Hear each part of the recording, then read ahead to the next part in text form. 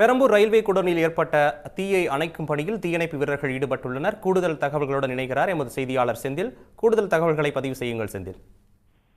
Chennai Perambur southern railway carriage works சொந்தமான குடோனில் இன்று காலை ஏற்பட்ட தீ விபத்து கிட்டத்தட்ட 2 மணி நேரமாக தீயை பற்றி எரிந்தது. தற்போது 5 தீயணைப்பு வண்டிகளில் வந்த தீயணைப்பு வீரர்கள் தீயை கிட்டத்தட்ட 2 மணி நேரம் போராடி கட்டுக்குள் கொண்டு வந்திருக்கிறார்கள்.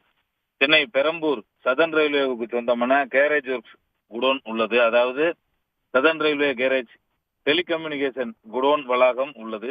இந்த குடோன் வளாகத்தில் சிக்னல் எக்யூப்மெண்ட்ஸ் மற்றும் குடோனுக்கு வெளியே வைக்கப்பட்டிருந்த பிவிசி பைப்புகள் மின் கசிவு காரணமாக இன்று காலை 8 மணி அளவில் எரிய தொடங்கி இருக்கிறது. இதையடுத்து அப்போது அந்த இடத்தில் யாரும் பணியாளர்கள் பெருமளவில் இல்லை. இதையடுத்து அங்கு வந்த அந்த பகுதியில் அந்த வழியாக வந்தவர்கள் உடனடியாக தீயணைப்பு துறைக்கு தகவல் தெரிவித்திருக்கிறார்கள். அதே போல ரயில்வே அதிகாரிகளுக்கும் தகவல் தெரிவித்ததன் அடிப்படையில் 5 தீயணைப்பு வண்டிகள், அதாவது southern railway, ICF, Kolathur, Sembiyam தீயணைப்பு துறையினர் சம்பவ இடத்திற்கு விரைந்து கிட்டத்தட்ட 2 மணி நேரத்துக்கும் மேலாக போராடி தற்போது தீயை கட்டுக்குள் கொண்டு வந்திருக்கிறார்கள்.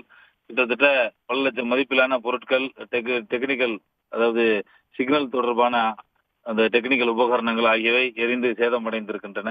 தற்போது ரயில்வே உயரதிகாரிகள் சம்பவ இடத்தில் ஆய்வு செய்து வருகின்றார்கள். இந்த தீ விபத்துக்கான காரணம் எங்கே மின்கசிவு ஏற்பட்டது என்பது தொடர்பாக ஆய்வு செய்து வருகின்றனர். இந்த தீ விபத்து காரணமாக பெரம்பூர் மற்றும் சுற்றுவட்டார பகுதியே வெறும் கரும்புகையாக காட்சியளித்தது. தற்போது இந்த புகை மண்டலமானது விலகி இருக்கிறது. இதன் காரணமாக வாகன ஓட்டிகள் கடும் சிரமத்துக்கு ஆளாகினார்கள். தற்போது ஓரளவு இந்த புகை மண்டலமானது மறைந்திருப்பதால் தற்போது இயல்பான வாகன போக்குவரத்து நடைபெற்று வருகிறது. தங்கள் தகவலுக்கு நன்றி செந்தில். உடனுக்குடன் செய்திகளை தெரிந்து கொள்ள சன் நியூஸ் பெல் ஐகானை கிளிக் பண்ணுங்க.